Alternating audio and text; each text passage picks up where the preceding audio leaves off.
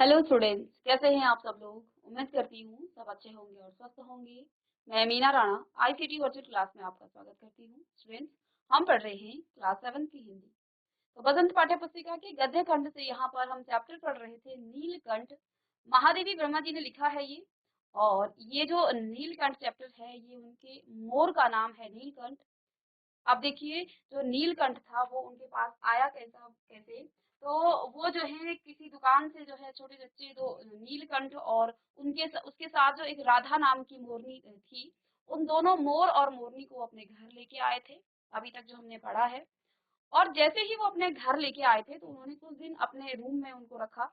इसके बाद उनके पास क्योंकि बहुत सारे जीव जंतु थे, पशु पक्षी थे, तो यहाँ पर नीलकंठ और जो राधा थी वो महादेव ब्रह्मा जी के एक मोर और मोरनी थी। नीलकंठ एक मोर का नाम था जो कि बड़ा ही समझदार था और एक दया की भावना उसके अंदर थी। मानवता का उसने वहां चिड़िया घर में प्रदर्शन किया था। जिस प्रकार से हम मानव में क्या होती है, दया भावना होती है, ऐसे ही नीलकंठ के अंदर भी थी। तो महादेवी ब्रह्मा जी ने जो है दो छोटे से बच्चे लेके आई थी बाहर से, जो कि पहले पहले में उनके घर वालों ने भी कहा था कि ये जो है तीतर के बच्चे हैं, आपको ठगा लिया गया है, आप ठग गए हो, क्योंकि ये जो है तीतर के बच्चे हैं। लेकिन धीरे धीरे जैसे ही नीलकंठ और राधा बड़े हुए तो उनमें एक सुंदर सा जो है उनमें कलर आया और सुंदर से वो दिखने लगे। तो मोर ने जो है धीरे धीरे पहले कुछ दिनों में महादेवी ब्रह्मा जी उनको अपने रूम में रखा। लेकिन धीरे धीरे उन्होंने जब थोड़ा सा वहां पर माहौल थोड़ा सा चिड़ियाघर जैसा बना दिया था, तो उसके बाद वो उस अपने जहाँ पर जिस रूम में जिस चिड़ियाघर में उनके अन्य पशु पक्षी थे वहां पर ले गई। शुरुआती दौर में नीलकंठ और राधा को देखकर वहां के जो अन्य पशु पक्षी थे वो एक विचित्र सा व्यवहार कर रहे थे। लेकिन कुछ ही दिनों में नीलकंठ ने वहां अपनी जगह बना ली और एक प्रकार से वो सेनापति का रोल करने लग गया उस चिड़ियाघर में। उसके बाद वहां पर एक दिन जो है सांप जब घुसा, तो सांप ने जो है एक खरगोश के बच्चे को क्या कर दिया था, मुंह में डाल दिया था। लेकिन नीलकंठ ने जो है, जबकि वो बहुत छोटा था, नीलकंठ ने जो है अपनी बहादुरी अपनी वीरता से उस खरगोश के बच्चे को बचा लिया और सांप के वहां पर खंडे खंडे कर दिया था। ठीक है।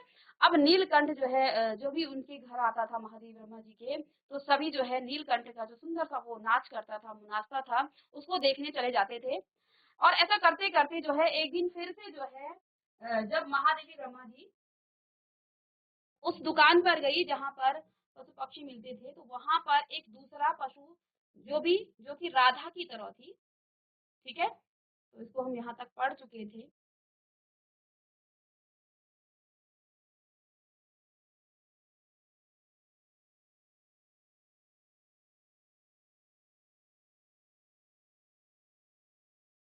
तो देखिए अगली बार जो है क्या हुआ, जब वो फिर से बड़े मियाँ की दुकान में गई, तो वहां पर चिड़िया मार ने बेचारी का क्या हाल कर दिया था। ऐसे कभी चिड़िया पकड़ी जाती है। आप ना आई होती तो मैं उसी के सिर पर इसे पटक लेता। यानी कि फिर से जब वो उस चिड़िया मार के उस शॉप पे गई जहां पर वो पशु पक्षी थे, तो वहां पर वो क्या कह रहा है, जो बड़े मियाँ थे वो क्या कह रहे हैं कि यदि आप ना आई होती तो ऐसे ही क्या कर देता, मैं उसी के सिर इसे पटक देता। यानी कि जो इसको यहाँ लेके आया है उसके पंजे निकाले हुए थे, क्योंकि आप जानते हैं ना मोर के जो क्या होते हैं, मोर के पंजों से दवाई बनती है। तो उसको काट करके उसके पंजों को काट लिया गया था और वहां पर बेच दिया गया था। तो क्या कह रहा है बड़े मियाँ, क्या कह रहे हैं महादेव ब्रह्मा जी से कि यदि आप ना आए होते तो मैं इसको उसी के सर पटक देता। यानी कि जो इसको यहाँ लाया है उसी के सर में इसको पटक लेता। यह अधमरी मोरनी ले जाने को कैसे कहूँ। आप क्या कह रहे हैं कि आपसे भी मैं यह अधमरी मोरनी को ले जाने को कैसे कहूँ, क्योंकि वो जो है पंजे उसके काट लिए गए थे। तो सारांश यह था कि 7 रुपये देकर मैं उसे अगली सीट पर रखवा कर घर ले आई। लेकिन उनके मन में जो है पशु पक्षियों के प्रति इतना प्रेम था कि वो उस अधमरे मोरनी को फिर से जो है अपने घर ले आई। और जो है एक बार फिर मेरे पढ़ने लिखने का जो कमरा है वो अस्पताल बन गया। कह रही हैं कि क्योंकि वो उसके पंजे टूटे हुए थे, तो वहां पर उनकी जो मरहम मरहम पट्टी की गई, तो उससे क्या हुआ, उनका जो कमरा था वो जो है अस्पताल बन गया। मरहम पट्टी और देखभाल करने पर वह महीने भर में अच्छी हो गई और उंगलियां उसकी वैसे ही टेढ़ी मेढ़ी रही, क्योंकि वो तो कट चुकी थी। लेकिन उसका इलाज हो गया, परंतु वह फूट जैसे पंजों पर ठगमगाती हुई चलने लग गई। तब उसे जाली घर में पहुंचाया और नाम रखा गया कुब्जा, क्योंकि उसके पंजे नहीं थे तो उसका नाम कुब्जा रखा गया। नाम के अनुसार अब आगे क्या कह रही है कि नाम के अनुरूप वह स्वभाव से भी कुब्जा ही प्रमाणित हुई, यानी कि उसने अपना स्वभाव भी ऐसे ही दिखाया। अब तक नीलकंठ और राधा साथ रहते थे, अब कुब्जा उन्हें साथ देखते ही मारने दौड़ती थी। यानी कि पहले जो चिड़ियाघर में माहौल बना हुआ था, वहां पर सारे पशु पक्षी बड़े अच्छे से रहा करते थे, राधा और नीलकंठ भी वहां पर बड़े प्यार से रहा करते थे। लेकिन जैसे ही वहां कुब्जा का प्रवेश हुआ, तो वो जो है कुब्जा नीलकंठ और राधा को साथ देखती, तो वो जो है कुब्जा उसे मारने को दौड़ती। चोंच से मार मार कर उसने राधा की कलंगी नोच डाली थी। किसने? उस कुब्जा ने। अब देखिए आगे क्या होता है। पंख नोच डाले और कठिनाई यह थी कि नीलकंठ उससे भागता था और वह उसके साथ रहना चाहती थी। न किसी जीव जंतु से उसकी मित्रता थी, न वह किसी को नीलकंठ के समीप आने देना चाहती थी। तो यहाँ पर जो कुब्जा है, वो ना तो राधा को नीलकंठ के समीप जाने देना चाहती थी, और यहाँ पर परेशानी इस बात की थी, दिक्कत इस बात की थी कि नीलकंठ जो है उससे दूर भागता था और वो नीलकंठ के नजदीक जाना चाहती थी। अन्य जीव जंतु जो है सबसे उसकी दुश्मनी थी, मित्रता उसने किसी से भी नहीं की थी, और ना वो किसी को नीलकंठ के समीप आने देना चाहती थी। अब आगे क्या हुआ। उसी बीच राधा ने 2 अंडे दिए। अब जो है इतने में इसी बीच राधा ने 2 अंडे दिए, जिनको वह पंखों से छिपाए बैठी रहती थी। पता चलते ही कुब्जा ने चोंच मार मार कर राधा को धकेल दिया और फिर अंडे फोड़कर ठूंठ जैसी पैरों से सब ओर छितरा दिए। तो वो जो कुब्जा थी, वो नाम की ही कुब्जा हो गई थी। देखो वो उसने क्या किया, जब राधा ने अंडे दिए तो उसने और राधा ने उसको छुपाया उन अंडों को, लेकिन उसने उसे धकेल दिया और उन अंडों को भी उसने फोड़ दिया और छितरा दिया, यानी कि इधर उधर बिखरा दिया। आगे क्या हुआ। इस कलह कोलाहल से इस कलह और कोलाहल से उससे भी अधिक राधा की दूरी से बेचारे नीलकंठ की प्रसन्नता का अंत हो गया। यानी कि अब जो है उस चिड़ियाघर का जो माहौल था, वो क्या हो गया, अब कलह और कोलाहल से जो है उससे भी अधिक राधा की जो दूरी से बेचारे नीलकंठ की जो प्रसन्नता थी, यानी कि जब नीलकंठ राधा के साथ रहता था तो वो खुश रहता था, लेकिन अब जो है वो कुब्जा क्या, वो राधा को नीलकंठ के नजदीक नहीं जाना देती थी। और इससे क्या हुआ, नीलकंठ जो है जो पहले खुश रहता था, वो भी जो है अब उसकी प्रसन्नता का अंत हो गया। कई बार वह जाली के घर से निकल भागा। क्या हुआ, वो उस जाली के घर से निकल भागा और एक बार कई दिन तक भूखा प्यासा आम की शाखाओं में छिपा बैठा रहा। कौन? वो नीलकंठ। ठीक है। जहां से बहुत पुचकार कर मैंने उतारा और एक बार मेरी खिड़की के शेड पर छिपा रहा। तो जो है अब नीलकंठ की स्थिति ऐसी हो गई थी कि वो जो है उस चिड़ियाघर से भागने लग गया, और जो है एक बार तो वो आम की शाखाओं तक भूखा प्यासा रहा कई बार, और एक दिन जो है वो वहां पर उनकी खिड़की की जो शेड है वहां पर वो छिपा रहा। मेरे दाना देने जाने पर वह सदा की भांति पंखों को मंडलाकर बनाकर खड़ा हो जाता था, पर उसकी चाल में थकावट और आंखों में एक शून्यता रहती थी। यानी कि अब जो वो पहले था वो उस प्रकार का नहीं रहा। ठीक है। आगे यहाँ पर कहती हैं, अपनी अनुभवहीनता के कारण ही मैंने आशा करती रही, मैं जो हूँ आशा करती रही कि थोड़े दिन बाद सब में मेल हो जाएगा। अब उनको ऐसा लगा, लेखिका को यहाँ पर ऐसा लगा कि कुछ दिन तक ये जो यहाँ पर क्लेश हो रहा था उनके चिड़ियाघर में, शायद वो कुछ दिनों बाद ठीक हो जाएगा। यानी कि उनको इस चीज का बिल्कुल भी अनुमान नहीं रहा कि लास्ट में क्या होने वाला है। तो वो क्या सोच रही थी कि आशा करती रही कि थोड़े दिन बाद जो है सब में मेल हो जाएगा, यानी कि जो कुब्जा थी, राधा थी और नीलकंठ था और अन्य भी वहां पर जो जीव जंतु थे, उनमें मेल बन जाएगा। अंत में 3-4 मास के उपरांत एक दिन सवेरे जाकर देखा कि नीलकंठ पूंछ पंख फैलाए धरती पर उसी प्रकार बैठा हुआ है जैसे खरगोश के बच्चों को पंखों में छिपाकर बैठता था। मेरे पुकारने पर भी उसके न उठने पर संदेह हुआ। तो अंत में क्या हुआ, 3-4 महीने के बाद, यानी कि जब वहां पर कुब्जा को अंदर जब डाला गया, तो अंत में जो है वहां पर क्या हुआ, जिस प्रकार से वो पहले खरगोश के बच्चों के साथ खेला करता था और अपने पंखों को मिट्टी पर फैलाकर बैठा करता था, उसी प्रकार से वो सुबह सुबह वहां पर दिखा।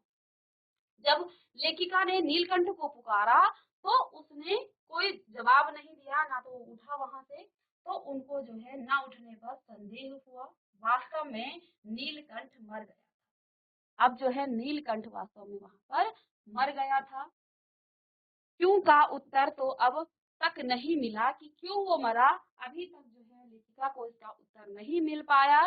लेकिन क्या कहती हैं कि ना उसे कोई बीमारी हुई और ना उसके रंग बिरंगे फूलों के स्तबक जैसे शरीर पर किसी चोट का चिन्ह मिला। मैं अपने साल में लपेट कर उसे संगम ले गई और जब गंगा की बीच धार में उसे प्रवाहित किया गया, तब उसके पंखों की जो चंद्रिकाओं में से जो बिंबित प्रतिबिंब होकर गंगा का चौड़ा पाट एक विशाल मयूर के समान जो है रंग तरंगित हो उठा। नीलकंठ के न रहने पर राधा तो निचेष्ट सी थी, यानी कि अब जो है वो भी बिल्कुल ऐसी हो गई थी, दुखी हो गई थी और कई दिन कोने में बैठी रही। वह कई बार जो है भाग कर लौट आया था। ठीक है। अंत में वह प्रतीक्षा के भाव से द्वार अंत में राधा भी जो है उसकी प्रतीक्षा करती रही, भाव से द्वार पर दृष्टि लगाई रहती थी। पर कुब्जा ने कोलाहल के साथ खोज ढूंढ आरंभ की। खोज के क्रम में वह प्राय जाली का दरवाजा, तो जो कुब्जा थी वो तो राधा तो उसका इंतजार करती रही, लेकिन कुब्जा जो है उसकी खोज ढूंढ आरंभ की। जो है उसने क्या की, क्रम में वह प्राय जाली का दरवाजा खुलते ही बाहर निकल आती थी और आम, अशोक और कचनार आदि की शाखाओं पर नीलकंठ को ढूंढती रहती थी। एक दिन आम से उतरी ही थी कि कजली, यानी कि जो अलसे अल्सेशियन कुंती सामने पड़ गई। स्वभाव के अनुसार उसने जो है काजली पर भी चोंच के प्रहार किया। कजली पर भी उसने चोंच का प्रहार किया और परिणाम तो कजली के 2 दांत उसकी गर्दन पर लग गए। इस बार उसका कलह, कोलाहल और द्वेष प्रेम भरा जीवन बचाया न जा सका, परंतु इन 3 पक्षियों ने मुझे पक्षी प्रकृति की जो है विभिन्नताओं का जो परिचय दिखाया है या दिया है, वह मेरे लिए विशेष महत्व रखता है। अंत में जो है वो भी जो है बच नहीं पाई और वो कह रही है कि जो इन्होंने अपना चरित्र मुझे दिखाया है और पक्षियों के जो चरित्र है उसके बारे में मुझे जो विभिन्नता दिखाई कि अलग अलग पक्षी जो है, एक ही जाति के जो पक्षी हैं उनमें अलग अलग प्रकार की जो विभिन्नताएं हैं, उनके मनोभाव जो है अलग अलग हो सकते हैं। राधा अब प्रतीक्षा में ही दुकेली है और आषाढ़ में जब आकाश जो है मेघाच्छन्न हो जाता है, तब वह कभी ऊंचे झूले पर और कभी अशोक की डाल पर अपनी कैका को तीव्रतर क्या करके नीलकंठ को पुकारती रहती है। तो इस प्रकार से जो है ये नीलकंठ का जो आपका गद्य खंड था ये आपका खत्म हो गया है। साथ ही साथ यहाँ पर नीलकंठ ने जो अपने चरित्र का, मोर का जो चरित्र है उसके बारे में यहाँ पर महादेव वर्मा जी ने बताया है। अब इसी पाठ के कुछ प्रश्न उत्तर हैं जिनको हम करेंगे। ठीक है, तो देखिए,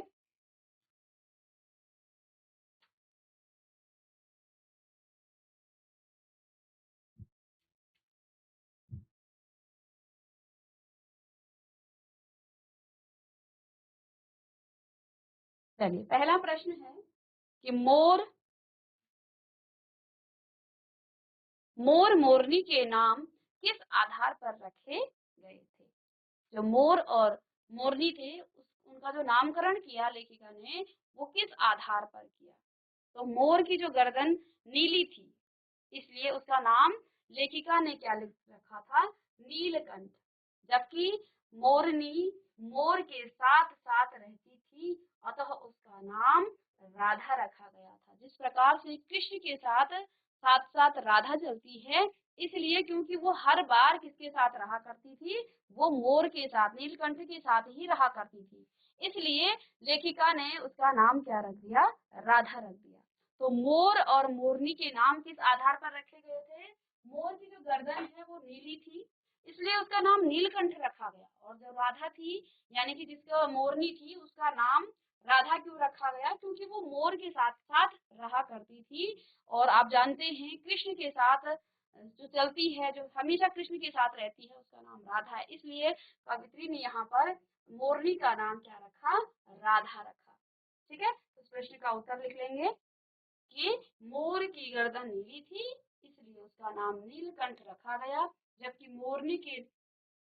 मोरनी मोर के साथ रहती थी अतः उसका नाम राधा रखा गया।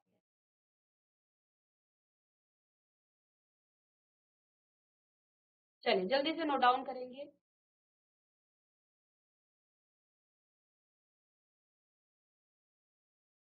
दूसरा प्रश्न है,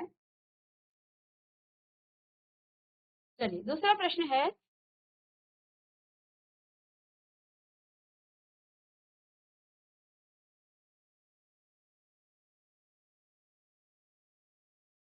कि जाली के बड़े घर में पहुंचने पर मोर के बच्चों का किस प्रकार स्वागत हुआ। जब नीलकंठ और राधा जाली के बड़े घर में पहुंचे तो उनका किस प्रकार से स्वागत किया गया। ठीक है, तो मोर के जो शावकों को जब जाली के बड़े घर में पहुंचाया गया, ठीक है, तो उस समय जो है दोनों का स्वागत ऐसे किया गया जैसे नववधू के आगमन पर किया जाता है। जैसे नई नई जो दुल्हन होती है और वो जो घर में आती है तो वैसे ही उन दोनों शावकों का क्या किया गया, यहाँ पर स्वागत किया गया। तभी जो है लक्का कबूतर क्या करने लग गया था, नाचना छोड़ करके उनके चारों ओर घूम घूम कर क्या कर रहा था, गुटर गु करने लगा था। जो लक्का कबूतर था यहाँ पर लेखिका का, वो जो है पहले नाचा करता था लेकिन अब वो नाचने के बजाय क्या करने लग गया था, उनके चारों तरफ घूम करके गुटर गु करने लगा था। बड़े खरगोश गंभीर भाव से कतार में बैठकर उन्हें देखने लगे थे, और जो बड़े खरगोश थे वो ऐसे बैठे थे जैसे कि किसी सभ्य सभा में कोई सभ्य लोग जब बैठते हैं और नया कोई मेहमान आता है या कोई बड़े बुजुर्ग आते हैं या बड़े आते हैं तो वो बड़े सभ्य होकर करते हैं, ऐसे ही ये बड़े जो खरगोश थे वो उसी प्रकार से बैठकर उन्हें देखने लगे थे। और जो छोटे खरगोश थे उनके आसपास उछल कूद मचाने लगे थे, तोते एक आंख बंद करके उन्हें देखने लगे थे। तो इस प्रकार का से उनका स्वागत किया गया उस जालीदार घर में, यानी कि उस चिड़िया घर में जहाँ पर लेखिका ने अपने पशु पक्षियों को रखा हुआ था। तो जैसे ही वो अंदर गए तो जो वो छोटे से क्या थे, कबूतर थे, वो जो पहले नाचा करते थे वो अब घूम करके गुटर गु करने लगे थे और बड़े गंभीर भाव से उनको जो है जो बड़े खरगोश थे वो गंभीर भाव से उनको बैठ करके देख रहे थे। खरगोश अब के जो छोटे बच्चे थे वो उछल कूद मचाने लग गए थे कि ये नया कौन आ गया है। ठीक है, और जो तोते थे वो एक आंख बंद करके इस प्रकार से देख रहे थे जैसे कि वो कुछ चिंतन कर रहे हैं, कुछ मनन कर रहे हैं उनके बारे में, कि उनका निरीक्षण कर रहे हो। तो इसका उत्तर लिख लेंगे।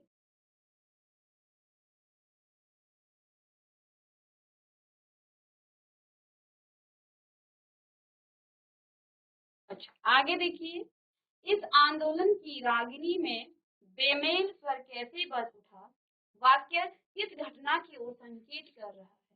यानी कि जब तक वहां पर नीलकंठ और राधा थी उस समय तक जो उनकी चिड़िया घर का जो माहौल था वो बड़ा क्या था, सुंदर था, और आनंद का उत्सव वहां पर होता था, सभी लोग बड़े प्रसन्न थे। ठीक है, लेकिन इस आनंदोत्सव की रागिनी में बेमेल स्वर कैसे बज उठा, यानी कि वहां पर कोई एक बेमेल स्वर कैसे उठ गया, जब वहां पर कुब्जा गई तो उसने वहां का जो माहौल था वो सारा खराब कर दिया था।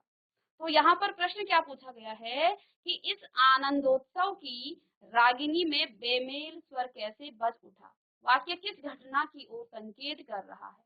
तो यहाँ पर इसी बात का कि इस आनंदोत्सव की रागिनी में बेमेल स्वर कैसे बज उठा, यह वाक्य उस घटना की ओर संकेत कर रहा है जब लेखिका ने बड़े मियाँ से एक अधमरी मोरनी खरीदी थी और उसे घर ले आई थी, क्योंकि उस मोरनी के जो अधमरे उसके जो पंजे थे वो काट लिए गए थे और उसको खरीदा था किसने? महादेवी ब्रह्मा जी ने। और 7 रुपए में खरीद कर जब वो उसे अपने घर में ले आई थी, 1 महीने का उसका उपचार करने के बाद उसके बाद वो उन्हें उस मोरनी को कहाँ ले गई? उस चिड़ियाघर में, जो उनका अपना चिड़ियाघर था।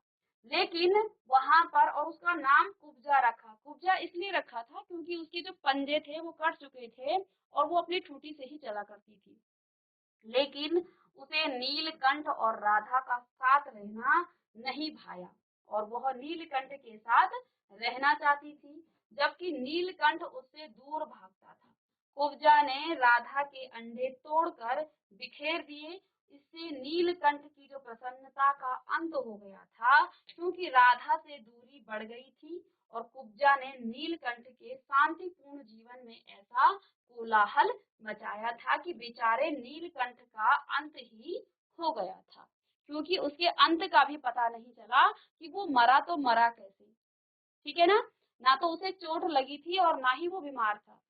तो अंत में इसी बात ने उस नीलकंठ का क्या कर दिया था? अंत भी कर दिया था। कुब्जा ने वहां जाकर, जबकि इससे पहले जब तक कुब्जा नहीं थी वहां पर उस चिड़ियाघर में आनंदोत्सव था।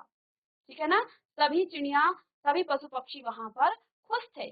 लेकिन जैसे ही वहां कुब्जा ने एंट्री मारी तो वैसे ही उसने वहां पर कोलाहल मचा दिया। वहां पर सभी लोगों का जो संतुलन है वो खराब हो गया था।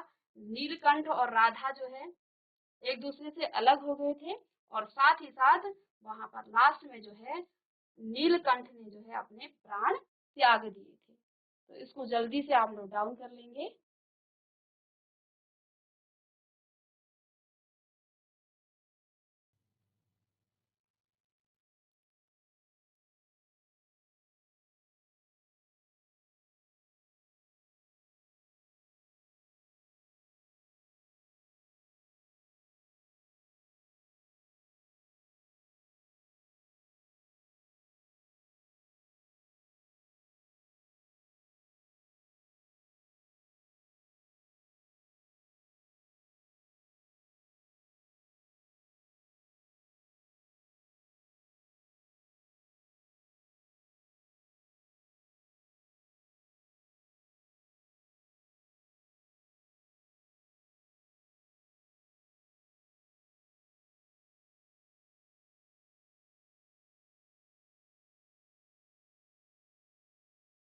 चलिए, चलिए इसके बाद देखिए नेक्स्ट प्रश्न है।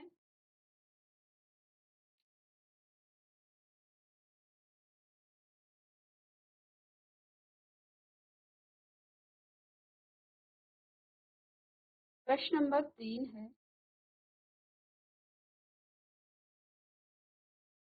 प्रश्न नंबर 3 में लेखिका क्या कह रही है?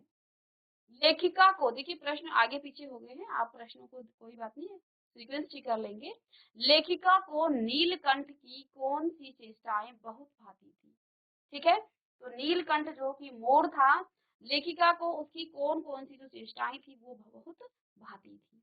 तो नीलकंठ एक तो देखने में बहुत ही सुंदर था। वैसे तो उसकी हर चेष्टा ही अपने आप में आकर्षक थी, लेकिन महादेवी जो है, महादेवी ब्रह्मा जी ने जो है निम्न चेष्टाओं से अत्यधिक जो है वो प्रभावित हुई थी। तो देखिए, सबसे पहले गर्दन ऊंची थी और करके देखना। वो जो नीलकंठ था वो गर्दन ऊंची करके जब देखता था वो भाता था। विशेष भंगिमा के साथ गर्दन नीची कर दाना चुगना, वो जो है एक अलग सी भंगिमा के साथ गर्दन नीचे करके जो है दाना चुगता था। साथ ही साथ पानी पीना, गर्दन को टेढ़ी करके शब्द सुनना और मेघों की गर्जन ताल पर उसका इंद्रधनुष के गुच्छे जैसी पंखों को मंडलाकार बनाकर तन्मय नृत्य करना। महादेवी जो है क्या करती थी कि हाथों से हौले हौले चने उठाकर खाना और महादेवी के सामने पंख फैलाकर खड़े होना। ये सभी बातें जो हैं लेखिका को भाती थी। ठीक है, उसने उस सांप के खंड खंड किए थे, लेकिन जब लेखिका उनको उस नीलकंठ को चने जो है देती थी, तो वो बिल्कुल आराम से और इतने प्यार से वो उठाता था। तो उस समय जो है लेखिका ने सोचा कि जिस चोंच से इसने उस सांप के खंड-खंड कर दिए, अब जो है ये कितने प्यार से उसको उठा रहा है। तो ये सभी बातें जो है लेखिका को भाती थी। तो सबसे पहला है पॉइंट में गर्दन ऊंची करके देखना, विशेष भंगिमा के साथ गर्दन नीचे कर दाना चुगना, पानी पीना, गर्दन को टेढ़ी करके शब्द सुनना, साथ ही साथ मेघों की गर्जन, ताल पर उसका इंद्रधनुष के गुच्छे जैसी पंखों को मंडलाकार बनाकर तन्मय नृत्य करना, कि उसका नृत्य करना भी भाता था। इसके बाद महादेवी के हाथों से हौले-हौले चने उठाकर खाना, यानी कि धीरे-धीरे जो चने उठाकर खाता था, साथ ही साथ महादेवी के सामने पंख फैलाकर खड़े होना। ये सारी विशेषता थी उस मोर में, उस नीलकंठ में, जो कि लेखिका को भाते थे। ठीक है?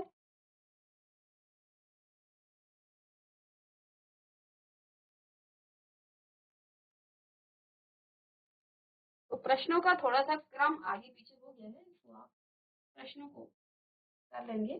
ठीक है? अब देखिए नेक्स्ट प्रश्न है कि नीलकंठ ने खरगोश के बच्चे को सांप से किस तरह से बचाया था?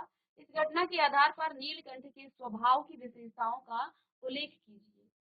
तो जब उस जालीदार पिंजरे के अंदर या घर के अंदर सांप चला गया था, तो उस समय जो है सभी जीव जंतु जो हैं उस खरगोश के बच्चे की आवाज भी नहीं सुन पाए, लेकिन नीलकंठ जो है उसकी रक्षा के लिए क्या क्या उसने यहाँ पर विशेष कार्य किया। तो एक बार सांप जो है जालीदार घर के भीतर आ गया था, सब जीव जंतु भागकर इधर उधर छिप गए थे। केवल एक शिशु खरगोश सांप की पकड़ में आ गया।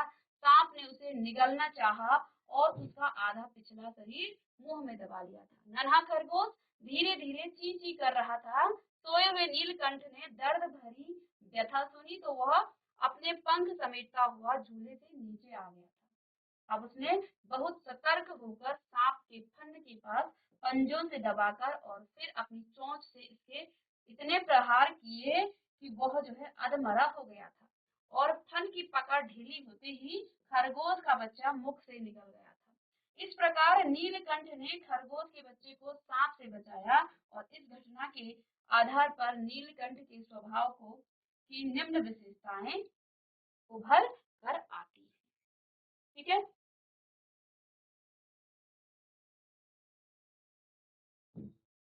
ठीक है? अब देखिए आप खुद से इसकी विशेषता लिख सकते हैं कि कौन-कौन सी वो विशेषताएं थी उस नीलकंठ में। ठीक है?